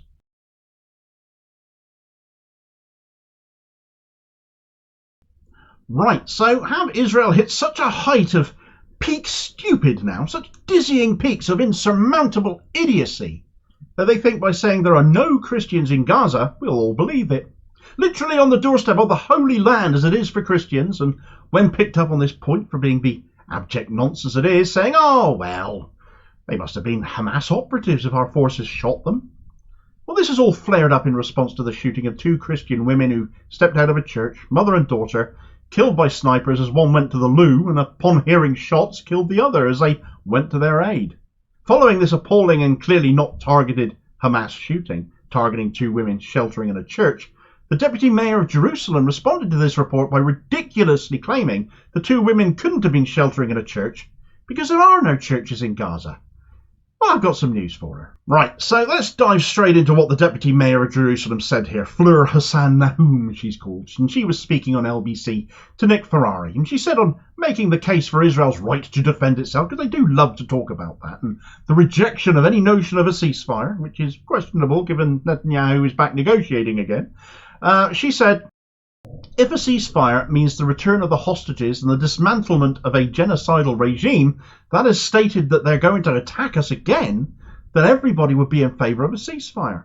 But if a ceasefire means that we're just going to keep them quiet for a bit until they attack again, then it's Israel's obligation to defend its citizens and destroy that threat, don't you think?" Well, if it was me, I'd be very cautious about throwing around terms like genocidal regime and others right now. 24,000 dead Gazans, 10,000 of them are children, almost 100 journalists dead, which is more than died in 6 years of World War II and more than died in the 20 years of the Vietnam War, all within the space of 2.5 months. The scale of death and destruction at Israel's hands is unparalleled in its indiscrimination. And still they say, not our fault. Let us defend ourselves. Why are you picking on us? This is Hamas. Will you condemn Hamas? It is not self-defense when you are occupying this land and its people, and you complain about them retaliating against that. Most of those that died in Israel on October the 7th appear to have died at Israeli hands as well, under so-called Hannibal directives, showing how little human life is frankly valued by Israel, and frankly showed how much they are bullshitting us. But sure, let's just blame everything on Hamas, because that makes things so much easier, doesn't it? Nick Ferrari moved on from this, though, onto the matter of the 2 people shot in the church, and this is where Ms. Deputy Mayor jumped the shark a bit. He asked her, why is it necessary, it is reported, to start shooting having snipers outside a church? Hamas are using churches as a basis of operation now, are they? That's the usual sort of response we expect to get for the destruction of civilian infrastructure from Israel and from the IDF. We've become used to getting this from Israel, haven't we? But not this time. Hassan Nahum responded differently, and she said, I saw the reports this morning. The church? There are no churches in Gaza, so I'm not quite sure where the report is. Well, Ferrari cut her off at this point, because this was straight out of the bovine bottom bullshit. I'm sure any report you read, if indeed you read any report at all, who's to believe you, will have very clearly used the word church. These 2 women, mother and daughter, were Christians sheltering in a church. I'll come back to Gazan churches in a moment, though, because Ferrari had interrupted her and chipped in, retaliating by saying, there's a Catholic church in there, isn't there? Well, there's more than that, actually, Nick, but sensing uncertainty from him, he'd asked a question. Maybe he wasn't sure. Fleur Hassan Nahum jumped back in, quite confidently, saying, yeah, unfortunately there are no Christians because they were driven out by Hamas. Again, it's not true. Why are you saying this? What possible reason could there be for denying the existence of Christians in Gaza? It seems very hard to prove, but Ferrari was back on firmer footing this time as he responded, saying, there are Christians because I spoke to an MP yesterday who has family members in the church who are Christian. Yeah, Lib Dem MP Layla Moran, her mother having come from Jerusalem, very much a Christian, and Moran has family in Gaza as well, some of whom have been killed. Moran considers herself to be British Palestinian. What say you to that then, Ms. Deputy Mayor of Jerusalem? Well, I don't know what happened. I don't know who was attacked. I didn't see the report. Well, hold the bus here a minute. You said on radio within the last 60 seconds, this was only a 1-minute video clip, within the last minute that you said you had seen the report on the 2 women in the church. But this has been the biggest problem with Israeli spokespeople throughout these latest atrocities, hasn't it? None of them could lie straight in bed. They lie like rugs. They make Boris Johnson and Keir Starmer look as honest as the day is long. Look, Gaza, Palestine, Israel, all of it comprises what 3 of the largest religions in the world, all related to each other, consider to be the Holy Land. It is the core of Christianity, Islam, and Judaism. So let's not pretend Christians don't live throughout the entire area just as Jews and Muslims do, albeit these days in smaller numbers. Because they absolutely do. The Christian population of Gaza makes up roughly 1% of the population. When the population is 2.2 million people, that's still an awful lot of people. And this is why there are no fewer than 3 churches throughout Gaza. The Gaza Baptist Church, St. Porphyrius Church, a Greek Orthodox church, and the Holy Family Church, which is the Catholic church being referred to here. And all of them are in Gaza City in the north of the Gaza Strip. But this is perhaps why Fleur Hassan Nahum thought there were no churches in Gaza. Perhaps she assumed there were none left, with Israel razing the north of Gaza to the ground. Well, it's not necessarily an inaccurate assumption, one of the earliest targets which had people sitting up and suddenly thinking, hang on a minute, this isn't targeting Hamas, and that was the strike on St. Porphyrius Church. St. Porphyrius Church is the 3rd oldest church on the planet, built in 1160. 2 of its halls were taken out by 4 Israeli missiles, allegedly targeting a Hamas command centre, despite knowing people were taking shelter there and people died. There were no fewer than 500 people in St. Porphyrius on the night that happened. The sniper incident, incidentally, happened at the Catholic Holy Family Church, and the daughter, a woman called Samar Anton, who was a Gaza church worker, literally worked in the church, was shot in the head by a sniper whilst helping her elderly mother across a courtyard to use the bathroom. The mother was then shot in the stomach. 2 women, one helping the other to the loo, gunned down. That's taking on Hamas, is it? They were a threat like that, were they? Avoiding unnecessary civilian deaths, are you? Don't insult our intelligence. These are the acts of genocidal maniacs, not soldiers. What Christians are left are sheltering what is left of the Catholic Church, already bombed as well, as the church school has been completely destroyed. And also, they're still sheltering in what remains of St. Porphyrius. The Baptist church, incidentally, is disused and closed. So there are Christians there, and there are churches for them to worship in there. So what possible reason could Israel have for just blanket denying that? Convenience, basically. Any attack on Israel, any slight against Israel, any criticism of Israel, its conduct, its government, they play the victim. They play the race card. And the race card is a very easy one to play these days when so many of political leaders around the world are jumping up and down screaming anti-Semitism at anyone who dares blink at Israel in the wrong direction. If those are bombing are all just one religion, if those they are bombing are all just one religion, and then Gaza is 99% Sunni Muslim, so by pretending that small number of Christians don't actually exist, it makes the narrative much easier to make out that the attacks on Israel, in this case from Hamas, by making them out that it is an attempt to wipe them out because they are Jews and because Jews have been historically persecuted. Now, we all remember the Holocaust. We should never ever forget it, and we should never ever condone anything that looks like a repetition of that. We should do all we can to ensure nothing like that ever gets repeated. Yet that is exactly what is being borne out with the scale of civilian deaths here, surely. Because these people are Palestinian, these people are Gazans, but making it all about Jews defending themselves from Muslims, a narrative a lot of right-wing rags and other media around the world are happy to carry, because Islamophobia doesn't seem to matter to some, doesn't exist in the minds of others. It isn't just Jews against Muslims. This isn't a religious conflict at all, no matter how some might try and paint it as such. It's all about justification for Israeli atrocity, but the shooting of 2 innocent Christian women has blown such thinking wide open, and in majority Christian countries, such as here in the UK, that has got people saying, well, that could be us if we were there. They wouldn't treat us any differently, would they? And that is something Israel will find itself very hard to defend itself from. We are coming up on Christmas right now. Christmas Day, less than a week away, when we remember the pilgrimage of Mary and Joseph from Nazareth in the north of Israel to Bethlehem, today an occupied city in the West Bank. To get there today, the least of Mary and Joseph's problems would be shelter for the night.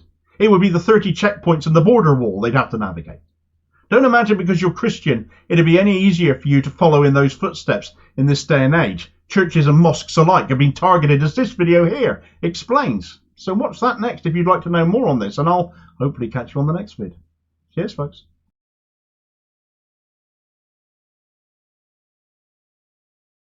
Right, so the US are not only stymieing any chance or hope of a ceasefire being reached in Israel and Gaza, despite Article 99 being triggered by the UN Secretary General, and the Uniting for Peace resolution also having been passed by the United Nations, but now they're trying to woo the Swiss to not apply the Geneva Conventions to Israel, despite the mass death and destruction they have been inflicting on Gaza for the last nearly 11 weeks.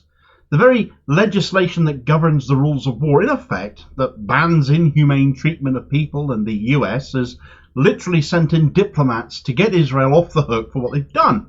This is utterly depraved, of course, but tells me that the Biden administration is screamingly alarmed at this point that they really are complicit in war crimes themselves, and rather than stop, they're going to try and get Israel yet another exemption to get themselves off the hook, and yet another example of being treated differently than every other nation on earth is being applied to Israel in the process. Anyone who is appalled at what is happening must call this out for what it is. The US going into damage limitation mode whilst allowing Israel to just keep on carrying on. Right, so the Geneva Conventions, in existence in their modern form since the 12th of August 1949, and so called because Geneva is where they were signed, and as such, Switzerland is the custodians of said conventions. The rule book, if you like, governing conduct during times of war, to states that have signed up to them, of course, or the relevant parts of them, which includes both Israel and Palestine. Who better to look after such matters and administer to this issue than the famously neutral Switzerland? There are 4 conventions, which is why it's called conventions, plural, which all signatories must abide by, though some nations haven't necessarily signed up to all 4. However, in the case of Israel and Palestine, they have. And these are The First Geneva Convention for the Amelioration of the Condition of the Wounded and Sick in Armed Forces in the Field, first adopted in 1864, revised 1906, 1929, finally 1949. The Second Geneva Convention for the Amelioration of the Condition of Wounded, Sick and Shipwrecked Members of Armed Forces at Sea, first adopted in 1949. The Third Geneva Convention relative to the treatment of prisoners of war, first adopted in 1929, last revision 1949, and the Fourth Geneva Convention relative to the protection of civilian persons in times of war, first adopted in 1949, based on parts of the Hague Convention previously. It is Conventions 3 and 4 that are most relevant here, though. The first one I would have thought comes into play as well. The attacks on ambulances, for example, and the blocking of aid to wounded Palestinians almost certainly include members of Hamas. But it's those latter two conventions that warrant paying the most attention to, because they will be the most clear-cut. Hostage releases from Israeli detention, for example. There was that kid on social media, the video footage we'd seen, who had had his arm broken whilst in detention. There are the clear signs of mistreatment in others, people who have wasted away, lost vast amounts of weight. There are the horrifying stories of what it is like, particularly for women in detention, kept in cold conditions as well. We've heard and seen numerous images and footage of these releases and what people have said upon being released as part of the hostage swap. All would appear to be direct violations of that third convention. And the fourth convention, though, well, how many examples do you need exactly? The excessive deaths of civilians, 24,000 people dead, of which 10,000 are children, and rising. The targeting of civilian infrastructure, from hospitals to schools to refugee camps to places of worship. 2 dead Christians shot whilst heading to the loo by snipers within the grounds of a church. Babies in incubators, the IDF forced medics to leave behind to die and decompose where they lay. The indiscriminate bombing, the use of white phosphorus, the attacks on medical convoys from the Red Cross to the Red Crescent to Médecins Sans Frontières. The deliberate targeting of the press, almost 100 journalists dead. Recently an Al Jazeera cameraman, Samar Abu Dhaka, died after being shot because the IDF prevented medical help from reaching them. All of these and so many more examples that have been covered even by mainstream sources would seem obvious breaches of the Geneva Conventions. Palestine certainly thinks so, and they are expected to imminently put their case to Swiss officials, for whom, as gatekeepers of the conventions, it is up to them to call a conference to discuss such potential violations of said conventions. But having got wind of this, though, the US are set to try and block this from happening as well. It's not enough they've been blocking the UN Security Council repeatedly from calling a ceasefire. They've been dragging their heels for days, quibbling over terminology in the latest attempt to just get some more humanitarian aid into Gaza, because even that is considered a little bit too anti-Israel for them, despite people in Gaza literally dying of hunger and thirst now. But in response to this apparent move by Palestine to seek a conference on Israeli breaches of the rules of war, Geneva Conventions, the US are now attempting to even block that, and this sets a massively dangerous precedent. The Biden administration, Genocide Joe, literally being prepared to render the Geneva Conventions secondary to Israel, being allowed to do as it pleases. And you can't help but think that that's got a lot to do with them facing calls and accusations of being complicit in what they're doing by enabling them and by arming them. We're witnessing some of the worst wartime atrocities in living memory, and the US want to stop Israel being held to account for it, in no small part to cover their own backsides. Again, Israel being exempted from being held to account. No other country gets this, and yet the US are almost single-handedly able to do this by virtue of their position of being a permanent member of the Security Council, and now seeking to use diplomatic pressure on the Swiss to kill off any notion of being held to conventions Israel are signatories of.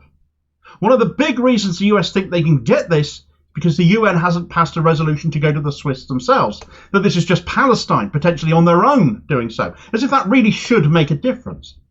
Huffington Post, who have highlighted this story, have said, US diplomats are finalising a démarche, a diplomatic initiative to their Swiss counterparts that Washington hopes will scuttle plans for a meeting to discuss violations of the Geneva Conventions in the current war between Israel and Hamas, the Gaza-based militant group, according to State Department documents seen by HuffPost. The revelation comes as the US is simultaneously slow-rolling the most high-profile international attempt to ease suffering in Gaza, a United Nations Security Council resolution that would drastically increase the flow of humanitarian aid into the besieged strip. Palestinian diplomats and a significant group of UN member states, including some European nations allied with the US, are preparing a call for Switzerland to launch such a conference focusing on the fighting on Israel-Palestine that would cover Geneva Convention's violations by all parties, according to the State Department documents and a person familiar with the Palestinian effort. But Palestine have been here before, though certainly I would argue never before has the treatment of Palestinians and the conduct of Israel in Gaza ever been thrust into the spotlight by social media as it has been now. For one, social media wasn't around very much for the last few times Geneva Convention conferences were convened. The last 3 times Geneva Convention conferences were brought were in 1999, 2001 and 2014, and all were concerning the Israel-Palestine conflict.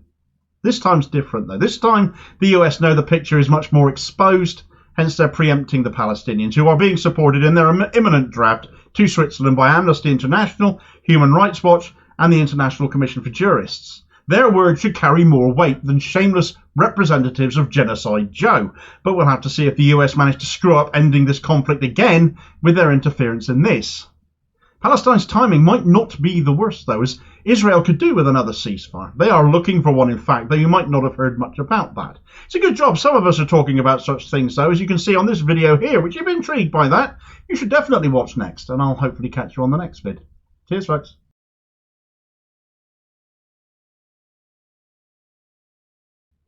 Right, so Keir Starmer is well and truly on the ceasefire in Gaza bandwagon, now that Rishi Sunak has jumped first. The Labour leader ready, willing and able to match the Tories' policy on policy, because that's the kind of leader he is, the sort that follows. Though whether he means any of it, given that he's bought and paid for by the Israel lobby, remains to be seen. I certainly won't be taking his word for it. The man lies like Boris Johnson on an off day. Starmer is currently in Estonia, posing in camouflage gear and fatigues, despite Estonia being a perfectly safe country to travel to right now, not engaged in warfare itself, but does share a border with Russia, and goodness knows the guy loves to look tough, so cue lots of upshots from cameramen to detract from Starmer's now obvious Napoleon complex. Fancies himself as playing a part in global warfare, but just don't draw attention to his height. Speaking of which, you've seen his Christmas card? I'll talk a bit more about that in a minute. Starmer, though, chose to talk ceasefire in Gaza to camera whilst dressed in combat gear and stood in front of a tank while doing it. The optics tell you more about him than words ever could, and the camera doesn't lie like a rug like he does. Right, so this is a video of 2 halves, really. The Napoleon complex of Keir Starmer, also called small man syndrome, where those of a more diminutive stature, shall we put it. Nothing wrong with that in and of itself, of course, except in those individuals who make up for their lack of height in aggressiveness and attitude, and in Starmer's case, certainly a hell of a lot of ego.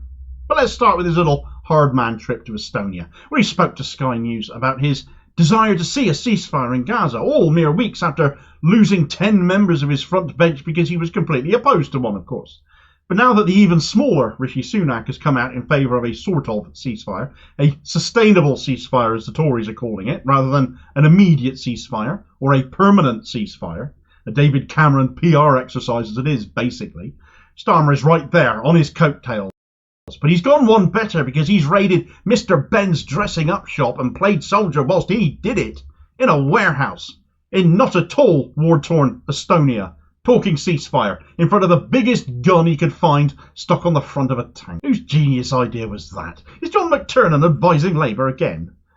So what did Starmer have to say for himself then? Well, he said, I do support a sustainable ceasefire, and what we're arguing for is a return to the position we were in just a few weeks ago, when the hostilities did cease and provided the opportunity for hostages to be released, provided the opportunity for very much needed humanitarian aid to get into Gaza, but most importantly provided a foothold for a political process to actually resolve this in favour of a 2-state solution.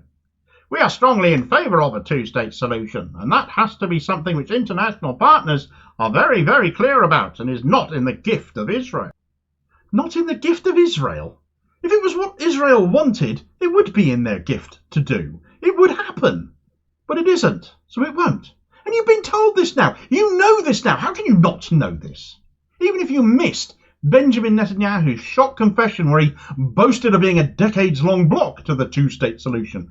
The Labour Muslim Network, literally your Labour Muslim affiliate body to your party, Labour Party, have written to you in the last few days specifically about the UK ambassador for Israel's comments dismissing the 2-state solution as some kind of an obsession. They asked you to disown the ambassador. Have you done it? Or have you just ignored the Muslim members of your party yet again? Dressed in those fatigues and with his customary ignorance of people or organisations he doesn't wish to listen to, dressed in his combats for that interview, why? Not in any danger. He looked the very epitome of inaction man. Not action man, he's inaction man, or GI genocide maybe. You aren't dressed to talk about peace when you're in camouflage gear, are you? The Foreign Office deems Estonia a safe country to visit, so who are you camouflaging yourself from? But this was just one example of hilarity, of Starmer's ego coming into play, coming out of this trip that he took with his Shadow Defence Secretary John Healey, because some of the photographs they've clearly posed for are comedy gold. Here they are together, an upshot. Now these have become customary for Starmer. These have become a bit of a theme for him, because of course it makes him look taller. That Napoleon complex coming out, looking like a couple of doormen here for a church. Here's another of the two of them together. Starmer, far away staring. At least he isn't doing his pointing thing for a change. The pair of them looking like they're auditioning, but strictly here, quite honestly. Here's another Starmer and Healey hard man gem coming down some stairs, looking like some Pale Mitchell brother knockoffs. Another upshot, incidentally, you will note, to mask that diminutive stature. Here's another. The soldiers are onto who the weakest link is in this little gang here. Who the sacrificial lamb is. Starmer whiter than white, whilst everyone else has slapped mud on their faces. And here's another, where they managed to find a soldier shorter than he is, just to make him feel better. Which wasn't at all done on purpose at all, was it? And here's one last one, where he's looking like he's scrutinising a restaurant menu rather than looking at a map. He's looking mightily puzzled by it, quite honestly. Perhaps Palestine is marked on that one, and it's thrown him a bit. And this poor woman looks like she's about to die of boredom straight into her dinner. The photos are a big thing for Starmer, and his height is clearly a hang-up. You might up until this point think I've been, I don't know, a bit unfair, being nasty, mocking him, or being a bit heightist. Surely an accusation I'm consciously wary of, because I'm a 6-footer myself. My parents, for the record, were both shorter than Starmer, though. But if that is your thinking, I'd just like to draw your attention to the Starmer's Christmas card. This year. The Starmers, yes, because husband and wife, they're both on it. And if you haven't seen it, here it is. It's lovely. Lovely, fabulous, glittery card. I'm sure he had plenty of glitter left over after he had a load dumped on his head earlier this year. Glitter everywhere. Also suspected to have been a bit of a setup by some, so he could just brush off a stage invasion and act all tough again. And it's a lovely photo, isn't it, of Starmer, anyway? All bright and light, and his dimly lit wife seemingly walking a step or two behind him. Like she's been accidentally caught by camera, and it should all be about him, hence the lighting. His slightly shorter wife, you'll note. Here's the thing, though. It's completely photoshopped. This is the original picture here. And not only is Starmer clearly shorter than his wife, she might be wearing heels, who knows, but it was enough that it had to be altered to make him look taller. But not only that, he got lit up more to cover up the wrinkles, and she was put in the dark. It was another low shot, too, taken from ground level. If I was his wife, I know where I'd be sticking this card, having seen what he'd done. For some reason, they've made his left arm massive as well, presumably to cover up the shortening of the image of his wife. Poor editing, a hang-up about his height to the point he had photos taken from the floor and photoshops others posing in military gear, not at all in an effort to look tough, when he's about as intimidating as a wet sock, and is evidently intimidated himself by the height of his own wife. When you go to this much effort to tell people you're not short, or are desperate to get people thinking that you're not short, and that you're acting all tough because you wear camouflage gear and you dress up like a soldier, it just tells people that you are compensating for something, and you don't mean a word of it. And it's also that you don't mean a word of what you say. With a litany of lies to his name longer than Mr. Tickle's arms, it's just one more show of dishonesty from a man who was also clearly a narcissist, making him even more like Boris Johnson than I previously thought. And just like Johnson, he ignores what is actually important too, like following up your words with actions, disowning that UK ambassador for what she said about a two-state solution, for one, and as this video explains. And if you want to know more about that, then you should absolutely watch it next. And I will hopefully catch you on the next vid. Cheers, folks.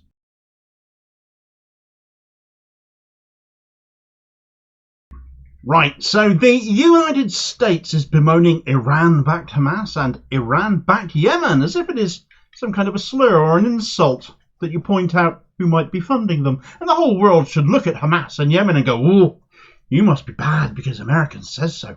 All the media push that prefix of Iran-backed, as if it's the boogeyman behind all the war and death and destruction we are currently seeing in the Middle East.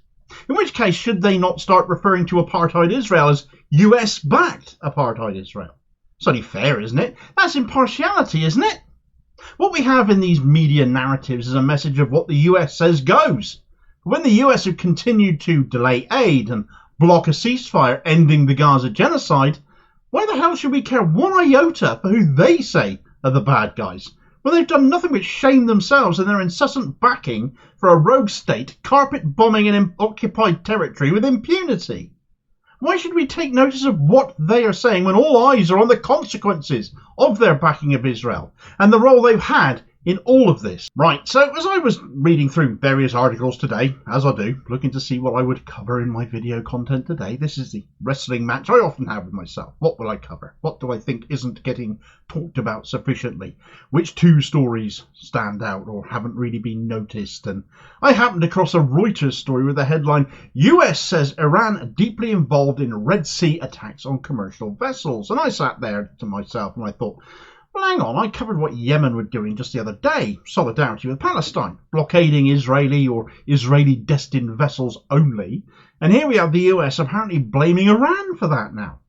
Pretty sure it's the Houthis here causing shipping problems for Israel, inflicting their own versions of sanctions because everyone else is failing to do so themselves collectively, and all Israel need to do to end that blockade is stop bombing Gaza. So this headline actually made me a little bit cross, a little bit angry. We know the US don't like Iran, and Iran is far from a perfect country in itself, ruled as it is by a religious leader, an Ayatollah, following a coup in 1979 to remove the ruling Shah, who had become incredibly unpopular. The Shah was exiled, many of his officials were executed. The new regime was not a nice one. The US, as always, were involved. The Shah had fled stateside, and the US refused to extradite him. The US embassy ended up being taken by force, and those that worked there held hostage. Failure to negotiate their release contributed in part to the fall of Jimmy Carter's administration and ushered in Ronald Reagan. But in more recent times, back in 2020, the general of Iran's Revolutionary Army was assassinated in the US. There have been no formal diplomatic relations between the United States and Iran since 1980. They do not get on. They do not like each other. On that basis, then, any story that carries a headline saying that the US are blaming Iran backed whoever really should be taken with a bit of a so-what attitude, especially in the Middle East, where Israel are very much US-backed, and we know this in no uncertain terms. The United States are supplying arms to the point Biden bypassed Congress to get military paraphernalia out to Israel as fast as he could, despite knowing exactly what it is being used for, allegedly to take out Hamas operatives, but far more efficient at killing civilians and destroying civilian infrastructure, along with killing UN workers, aid workers from multiple different agencies, and doing nothing to ease tensions. Every time a ceasefire is attempted at the UN Security Council, it fails because the US, as permanent members, have vetoed it.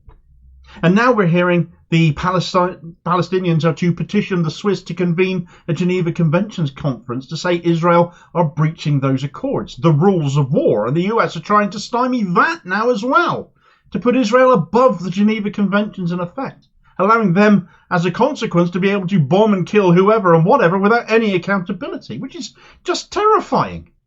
That's what I call really having someone's back and then some. That's what I call backing someone. Israel is US-backed.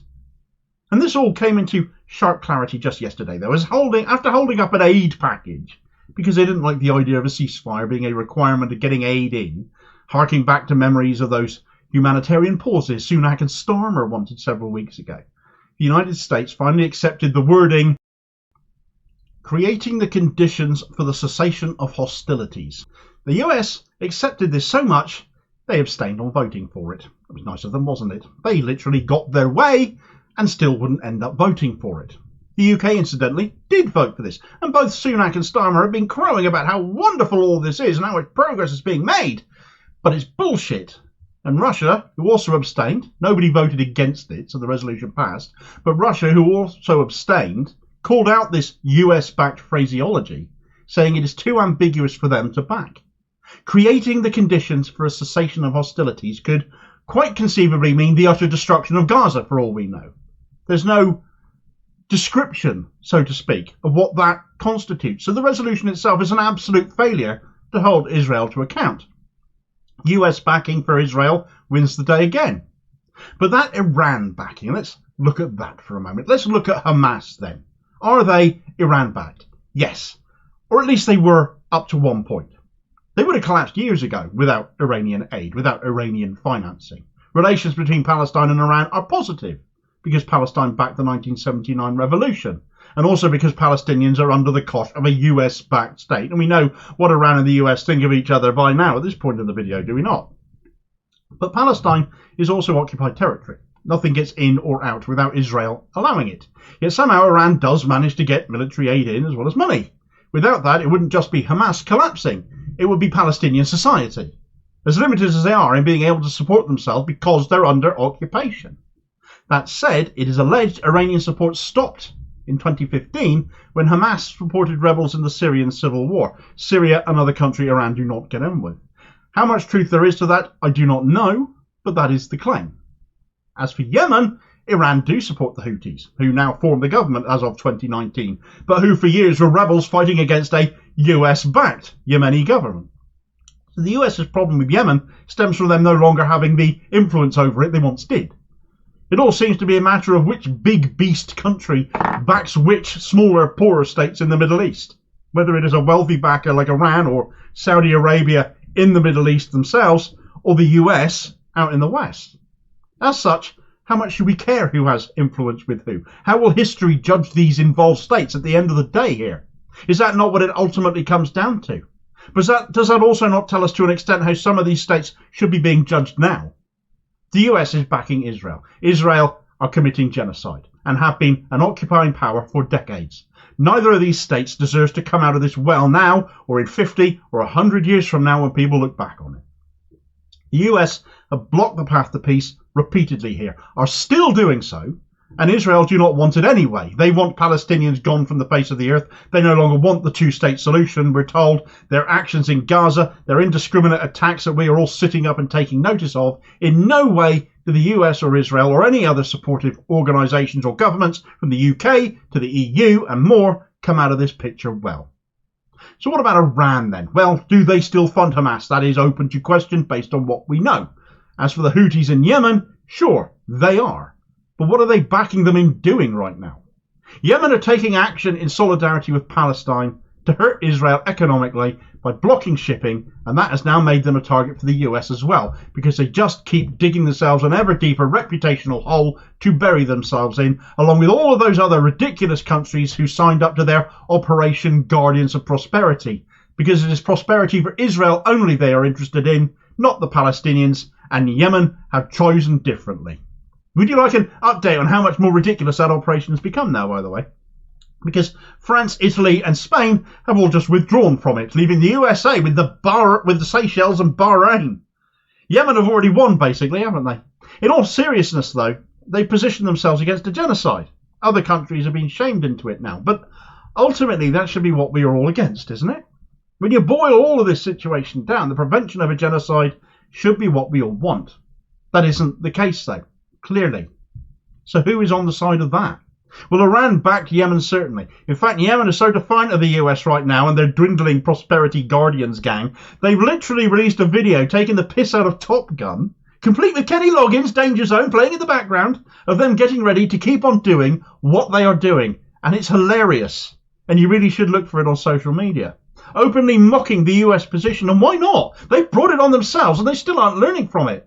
They are very much on the wrong side of this story, and people worldwide, their eyes are open to it.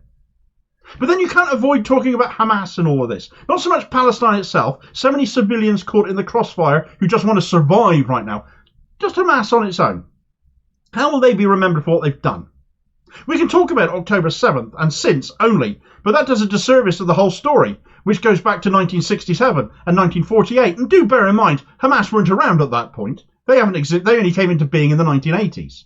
Palestinians just want the right to live now, the right to form a state of their own, a land to call their own, land that was taken from them, basically. And regardless of what they instigated on October 7th in Hamas, how will they be remembered?